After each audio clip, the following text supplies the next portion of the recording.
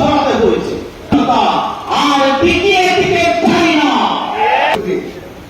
আমি একটি কথা বলে যুব বিভাগের উদ্যোগে আয়োজিত সাবেক ছাত্র নেতা সমাবেশের সম্মানিত প্রধান জননেতা জনাব অধ্যাপক মিয়া গোলাম পরোয়ার, বিশেষ অতিথি বাংলাদেশ জামাত ইসলামী ডক্টর মাওলানা কেরামত আলী, সম্মানিত সংগ্রামী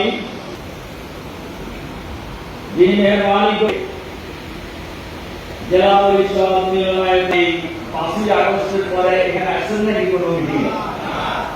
আগে কত বছর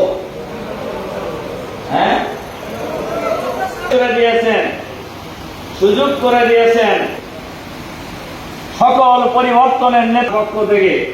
তার বয়স ছিল কত? 35।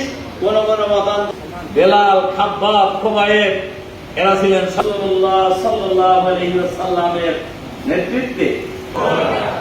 যুবকরা জেল খাটবে কারা? সমাজ